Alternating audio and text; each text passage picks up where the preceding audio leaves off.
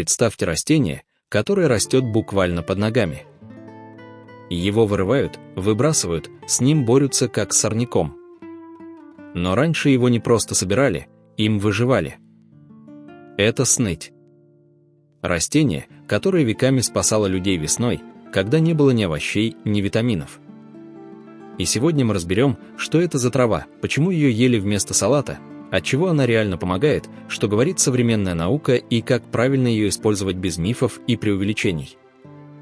Сныть – это дикорастущее растение, которое появляется одним из первых после зимы. Она растет в лесах, на дачах, возле домов, прямо в огородах. И чаще всего воспринимается как надоедливый сорняк. Но это только с одной стороны. С другой, это одно из самых питательных весенних растений. Раньше люди не имели доступа к овощам круглый год, витаминам или добавкам. Весна была самым тяжелым периодом. Организм ослаблен, витаминов нет, сил мало. И именно в это время появлялась сныть.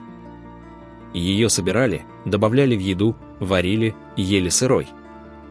И она давала силу, энергию и восстановление после зимы. Сныть – это не просто трава. В ней содержится витамин С, калий, железо, органические кислоты, флавоноиды и растительная клетчатка – все, что нужно организму после зимы. Поэтому ее ценили не из-за вкуса, а из-за эффекта. Теперь самое важное – от чего она помогает на практике. Во-первых, это усталость и слабость. После зимы многие чувствуют упадок сил, сонливость, вялость. Сныть помогает мягко восстановить энергию, потому что поддерживает обмен веществ и насыщает организм микроэлементами. Во-вторых, пищеварение.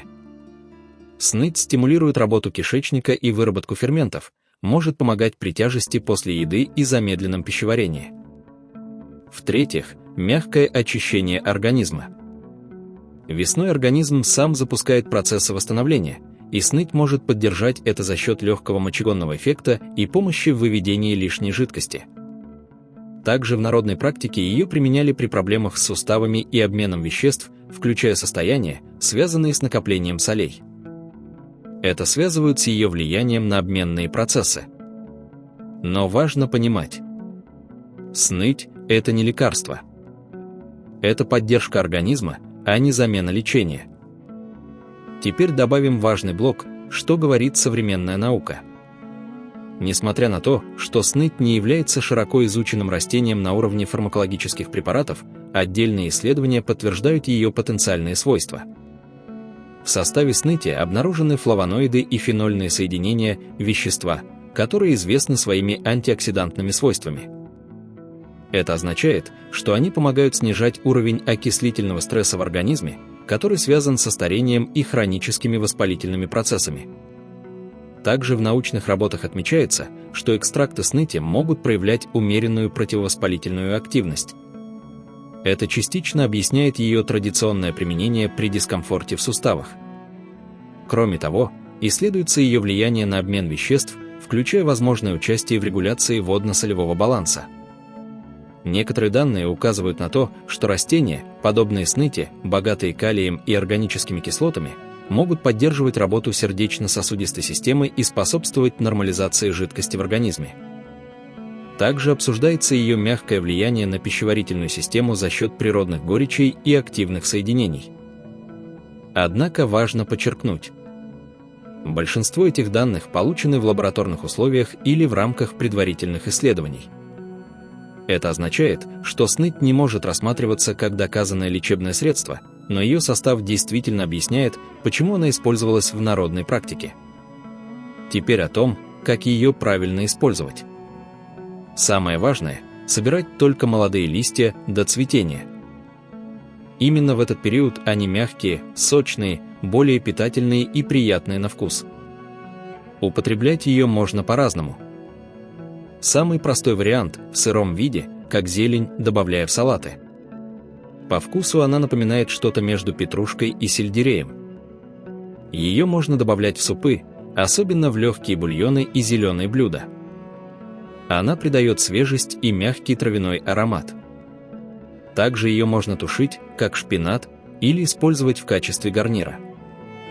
Для тех, кто хочет максимум пользы, сныть можно добавлять в зеленые коктейли и смузи, сочетая с другими растениями. Но есть и ограничения. Несмотря на пользу, возможна индивидуальная непереносимость или аллергическая реакция. Также при наличии хронических заболеваний или особых диет нужно соблюдать осторожность. Почему же о ней забыли?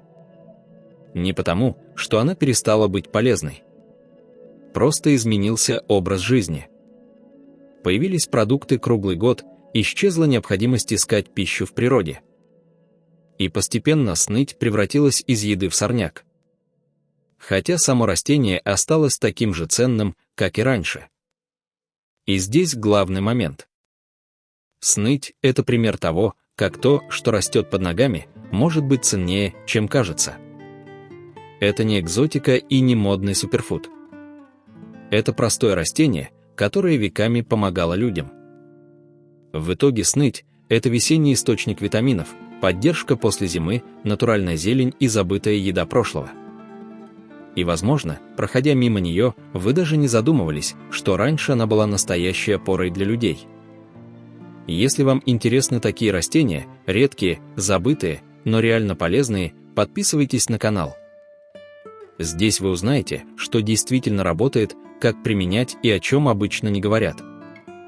Потому что природа дает больше, чем кажется.